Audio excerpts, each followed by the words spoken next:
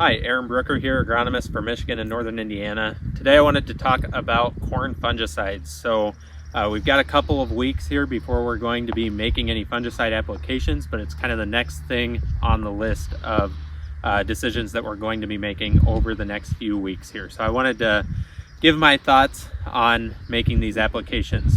So the first thing is just the basic PFR data says that making a fungicide application on corn, the plant health benefits that we get from that, regardless of disease pressure, there's money to be made by making that application. Second, when we look at what product to choose, the biggest thing is choosing a product that has multiple modes of action. So we've seen in PFR testing that once we have multiple modes of action, those are the products that tend to become PFR proven. So they make they're profitable over 3 years, and they give us those yield gains over 3 years, and they get that PFR proven status. So choose something that has multiple modes of action, and otherwise I don't have a lot of preference on what products we're choosing outside of if we get into that disease control scenario and choosing products that are actually labeled to do well against a specific disease. When it comes to fungicide timing, we see that generally our best profitability outside of any disease pressure is going to be that R1, R2 type timing. When we get later out than that, we can still make some profitable applications out into R3 and R4, but that profitability does decline as we get a little bit later out. So if we're thinking about going out and spraying all of our crop, picking a time to do that, I'm going to lean towards that tassel time, just after tassel, in that time frame when it comes to timing. So I've mentioned disease pressure a couple of times, and so when we think about disease pressure, it's going to be tar spot at the top of that list, but also don't forget about gray leaf spot and northern corn leaf blight as well. We'll see what kind of conditions we get over the next few weeks here in terms of if these diseases are going to be priority, but definitely keep that in mind in terms of which disease you have out there. Specifically when it comes to tar spot, I still recommend scouting for that disease when we think of managing that specific disease. So get out there, scout those crops starting around tassel, maybe even a touch before then. And if we're going to spray that based on when tar spot comes in, get out there around tassel, see if that crop has tar spot, and then scout weekly. So get out there about once a week, see if tar spot shows up in that field. When we see the tar spot in the field, we can go ahead and make that application. But if we don't see tar spot come in and it gets to that R3 growth stage and we still want to make a fungicide application, I think that R3 is about when we want to make that application. We still see good profitability if tar spot doesn't end up coming in, but then it also gives us some protection if that disease does come in.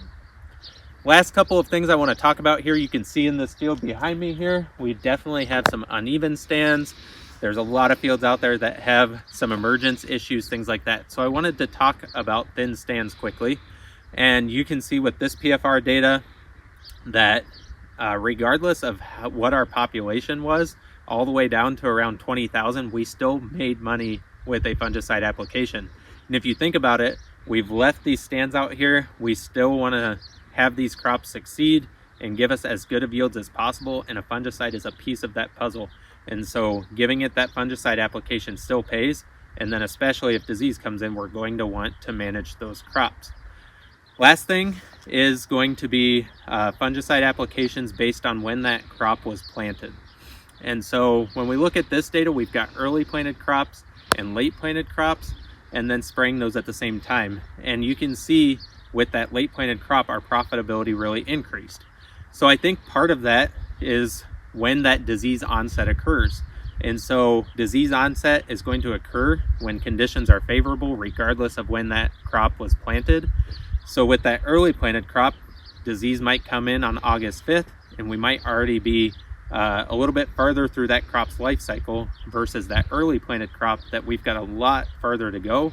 We've got a lot more grain to make, and that's why we see that benefit of protecting that plant from that disease. When we combine that with some of our thin stands out here, I think we can also stand to reason that when we want all of these plants to make a bigger ear for us, because there's not as many plants out there, things like fungicides are going to help with that kernel size and with filling those ears out during grain fill. and trying to give us the best profitability possible. So I think there's a lot of good reason to stick with that fungicide plan this year. When it comes to disease, make sure we're out scouting, and please feel free to reach out to myself or your local representative if you have any questions. Thank you. Finally, just some best practices when it comes to spraying fungicides. Spraying it in the morning versus the afternoon, we have data in PFR that shows that it is more profitable in the morning. And basically that comes down to, if we have a dew on the leaves in the morning, helps to spread out those fungicides over the leaves and gives us a little bit better coverage on those leaves versus just a dry leaf. And then spraying at 20 gallons per acre over 10 gallons per acre gives us better ROI as well. And again, it comes down to that coverage. These fungicides don't move very much within the plant, so the better coverage we get, the better efficacy and better ROI that we get.